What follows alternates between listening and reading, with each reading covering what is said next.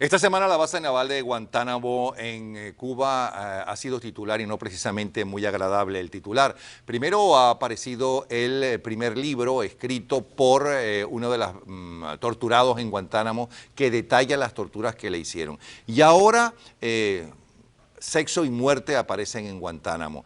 El capitán John Nettleton, que es el jefe de la estación naval, está metido en un lío, porque inclusive hay un asesinato. Se habla de que era amante, de una de las trabajadoras civiles y el marido de esta trabajadora civil apareció muerto. Aparentemente se suicidó.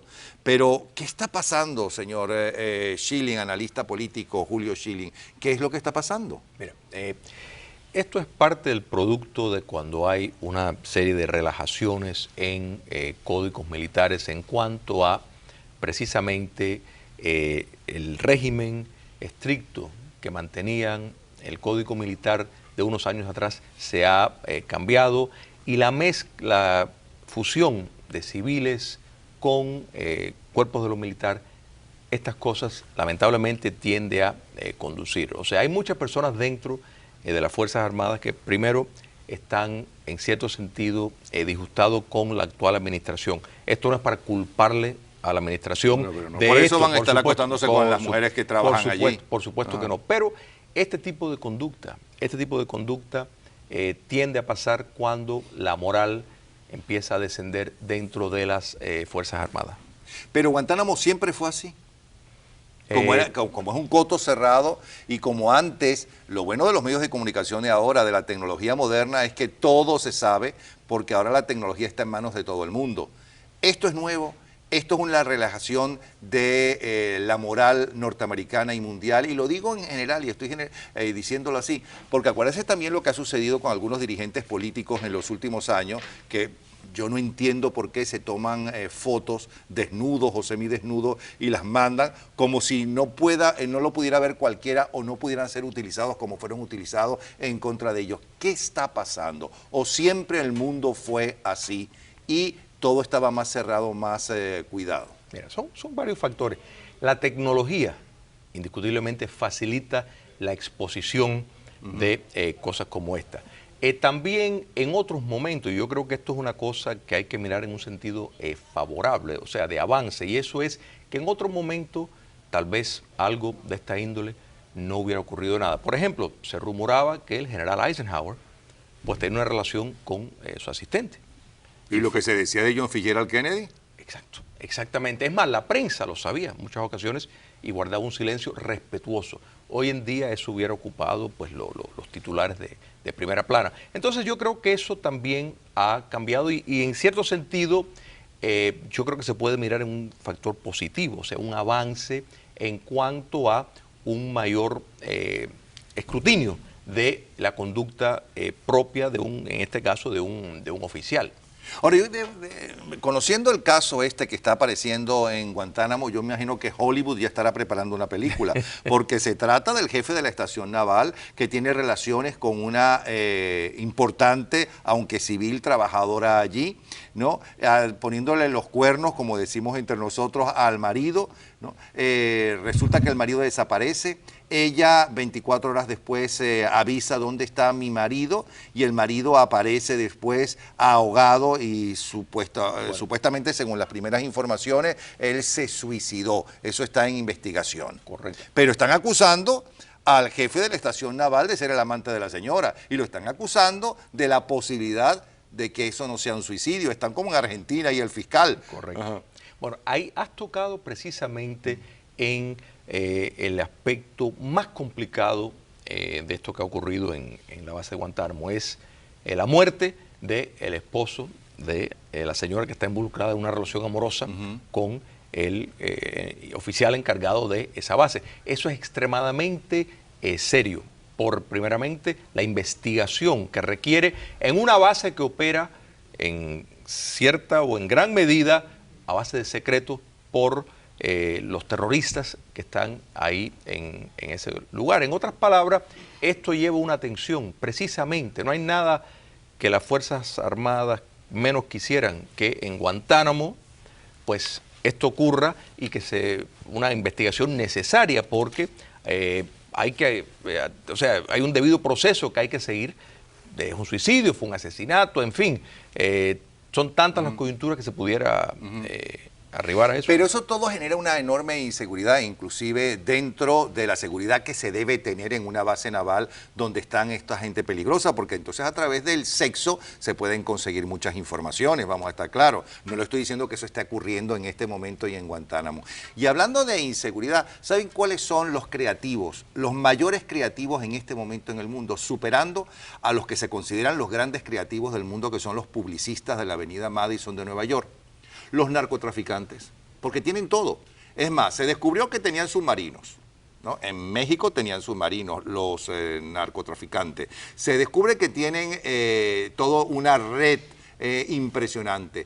Tienen de todo para pasar la droga a los Estados Unidos. Tienen inclusive drones. Esos son los grandes creativos porque es impresionante todo lo que hay. Tienen catapultas, tienen un cañón neumático, tienen puentes metálicos y ahora tienen tiburones que los congelan y le meten la droga dentro de los tiburones.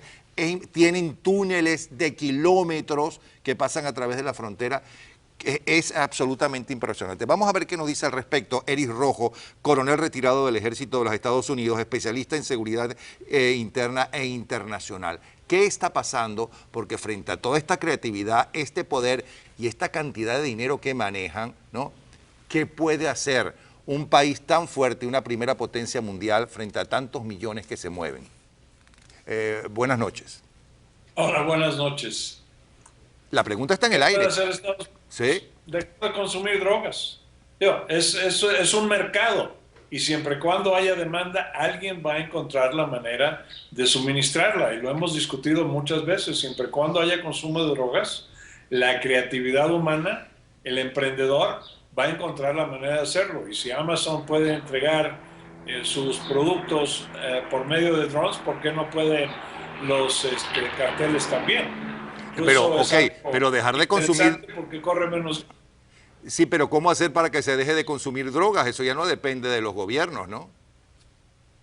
No, eso depende de los papás, depende de la responsabilidad del individuo, la responsabilidad de la sociedad, pero tenemos los adictos que ya no pueden separarse de su droga porque son emocionalmente débiles, ya están totalmente consumidos. La gente de ciertos niveles o de todos los niveles que creen que, como se usa el término recreacional, no están haciendo daño a nadie, pero la recreación de ellos es la muerte de muchos otros. Pero al final de cuentas no les importa, y siempre y cuando no les importa no va a cambiar nada. Lo único que puede hacer es seguir tratando que los papás eduquen a sus hijos, que sepan los daños que pueden causar y seguir penando lo más altamente posible a los que trafican con las drogas. Pero según entiendo, meterlos a la cárcel, según entiendo por lo que usted está diciendo, el mundo va en la vía contraria a su posición, porque ahora se está legalizando la droga. Ya empezó Uruguay, en muchos estados aquí en los Estados Unidos ya la droga ya no está penalizada si es para la salud. En fin, ¿usted está en contra de todo eso entonces? Yo estoy en contra de las drogas, punto. Estamos hablando de la marihuana, vamos a estar claros. No exageremos el punto. Lo que se está legalizando en 2 estados de Estados Unidos, y la gente insensata de Washington, que por eso no pueden ser estado, es la marihuana. La marihuana que, claro, es el primer paso a drogas más fuertes, donde realmente... las sociedades que lo pasaron creen que están haciendo un bien, creen que van a reducir el crimen, creen que van a reducir la población de las cárceles. Por eso apenas empezamos a ver los resultados de gente con drogas más fuertes, más activas. Es nocivo para la salud, no importa lo que digan que la marihuana no es cierto, independientemente de que si realmente tiene una capacidad de ayudar médicamente a ciertas personas, bueno, pues qué bueno, digo, en su forma de narcótico legal se ayuda, pero sigue siendo una droga ilegal fuera de su medio. Entonces hay que separar los usos medicinales de la marihuana de sus usos sencillamente para alterar mentes y emociones. Sí, evidentemente toda esta creatividad de los narcotraficantes se debe a que hay una persecución seria, pero también la cantidad de narcóticos, de droga que entra a los Estados Unidos, y le pregunto esta vez para empezar al señor Julio Schilling, ¿no significa también mucha complicidad de gente muy importante y muy poderosa en los Estados Unidos? No, sin duda, hay complicidad. Y felicito al otro invitado, sea por esa exposición. Eric Rojo. Eric Rojo, comparto el criterio de los peligros de la legalización, y de hecho hay estados donde estamos viendo, como Colorado, por ejemplo, donde hay un incremento en ausentismo, a nivel escolar, una cantidad de muchachos que están cometiendo crímenes que en otros años no había, producto desde que se legalizó. Pero sin duda hay una complicidad de la clase política, de las autoridades, de la rama judicial, porque es mucho dinero, Napoleón, lo que está envuelto en esto. Estamos hablando de México. Las autoridades mexicanas estiman que es un negocio de 64.000 millones de dólares al año.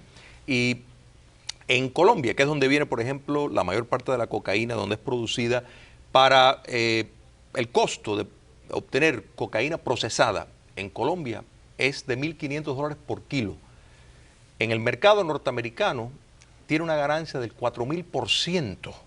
En otras palabras, el riesgo de perder un cargamento, de que sea interceptado, es mínimo en términos de la ganancia para el que está envuelto en el negocio. Pero yo quisiera preguntarle a Eric Rojo, coronel retirado del Ejército de los Estados Unidos. Se ha hablado mucho de la droga en el ejército y sobre todo en los campos de batalla. ¿Hasta qué punto eso es cierto?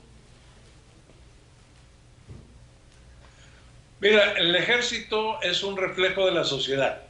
Yo estuve en Vietnam, donde había soldados que tenían acceso a la marihuana y la usaban, pero no era todo el ejército. Especialmente en esa época que era el flower power y la marihuana estaba de boga en todo el mundo, y se sacaba la gente de las calles, se metían en el ejército. No podíamos esperar que cambiaran sus hábitos así nada más.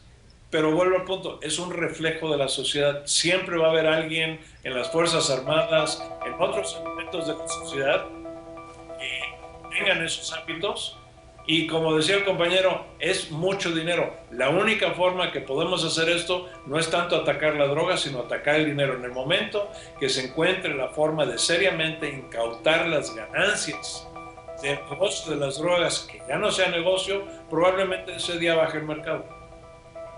Bueno, muchísimas gracias, Eric Rojo, muchísimas gracias, Julio Schilling. Y hay más, porque el mundo está cambiando, en unas cosas para bien y otras para mal, y está cambiando muy rápidamente, y hay que estar informado para disfrutarlo, lo bueno, y para enfrentar y evitar lo malo. Ya regresamos.